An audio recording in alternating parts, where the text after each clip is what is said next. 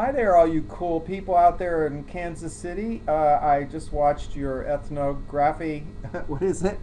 Ethnography project thing, and it intrigued me because I recently took an early retirement from teaching myself, and I taught for 35 years in the public school system in San Francisco, California, and 2 years in the Peace Corps in the Amazon, and 2 years in the Teacher Corps in the inner city schools in the Mission District of San Francisco, and have been involved in education as a tool for waking ourselves up and waking up our culture and waking up our entire world. Um, and so, anyway, I took early retirement because I had two ideas, two major passions that I wanted to give the world and share with the world. I felt that after 37 years in the trenches of education, that I had uncovered, discovered, or recovered, however you want to say, a couple really basic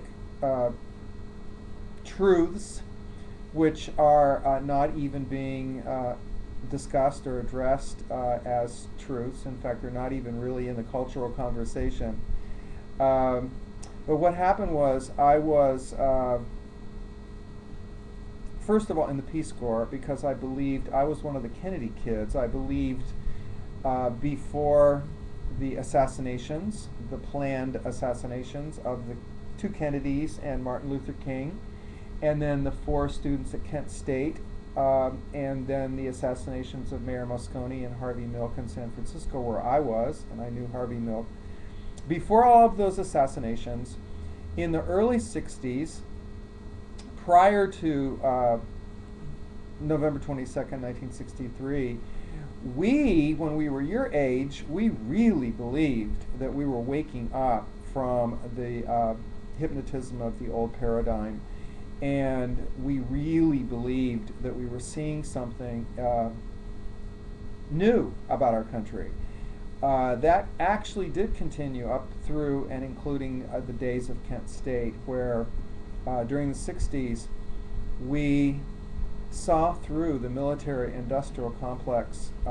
We saw through their agenda, and we realized, since we were all draftable, that we were being used as cannon fodder. We were very much like Neo in the Matrix. And we began to question, as you've probably seen in the, some of the things, question the dominant paradigm, and that's what we did. Anyway, so here I sit in Honolulu, Hawaii tonight in February 2008, and I am rethinking the entire I'm rethinking everything I've ever learned about our culture, called the American culture. Now that I'm in Hawaii, in an island chain that was taken over by Washington, D.C. In 1893, when the Dole family and some of the rich businessmen kicked out Queen Liliuokalani, a wonderful woman, and took over the island to pursue their dream of turning the Hawaiian Islands into farmland for their pineapples, which they've done, sadly. Anyway, so I've been questioning all of that, and my entire life then brought me into a realization. And I was in the San Francisco school system,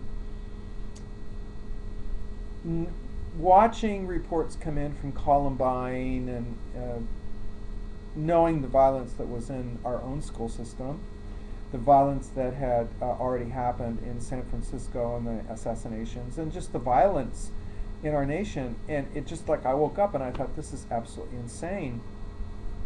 People are good. I mean, we're good. We're good. We're fun-loving, good people. We have good souls, good spirits. So why is our culture so violent? And so I began to ask myself what I could do to undo some of the damage that the older, what we thought back then, the older generations had perpetrated on us. Now, living in San Francisco, I was part of the gay revolution, and I fought in the streets for our rights.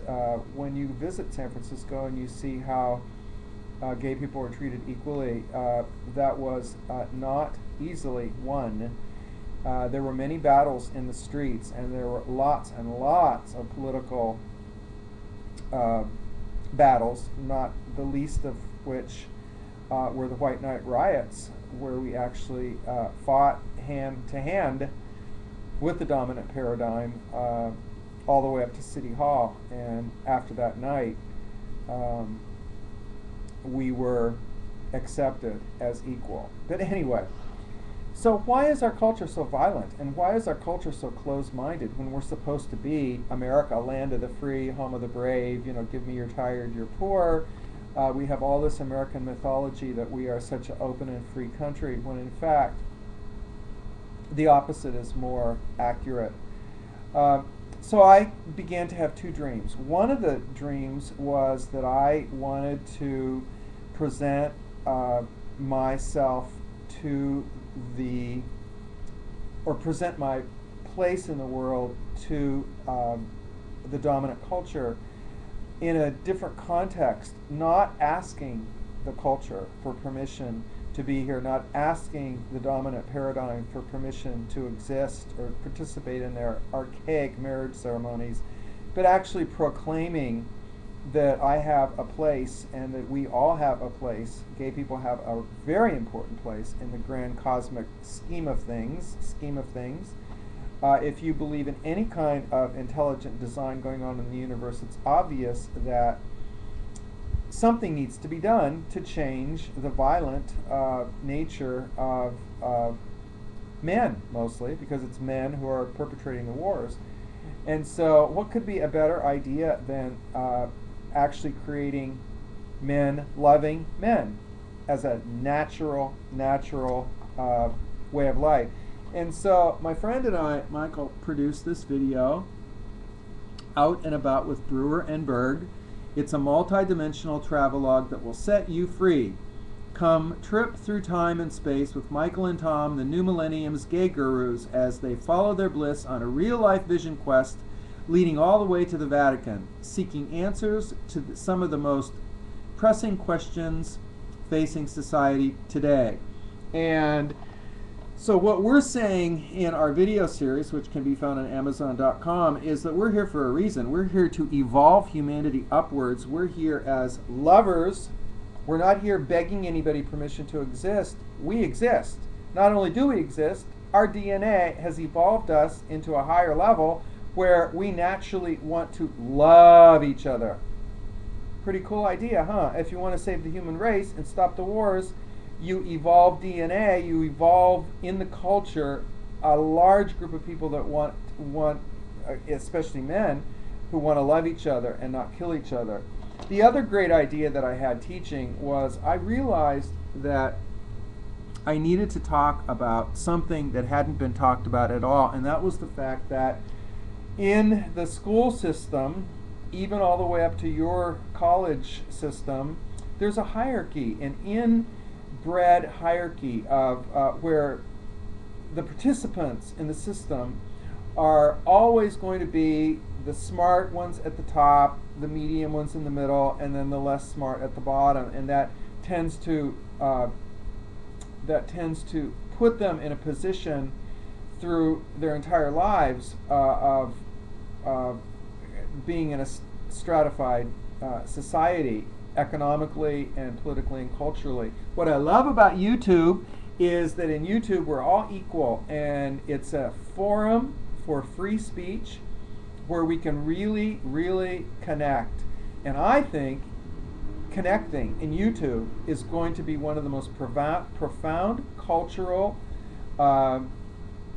quantum leaps, and has the potential literally to save our country, wake us up, kick out the ignorant people that are guiding us in all the wrong directions, and really reestablish democratic principles and freedom of speech and equality and life, liberty, and pursuit of happiness in our country. So go YouTube, and I hope your project is a great success.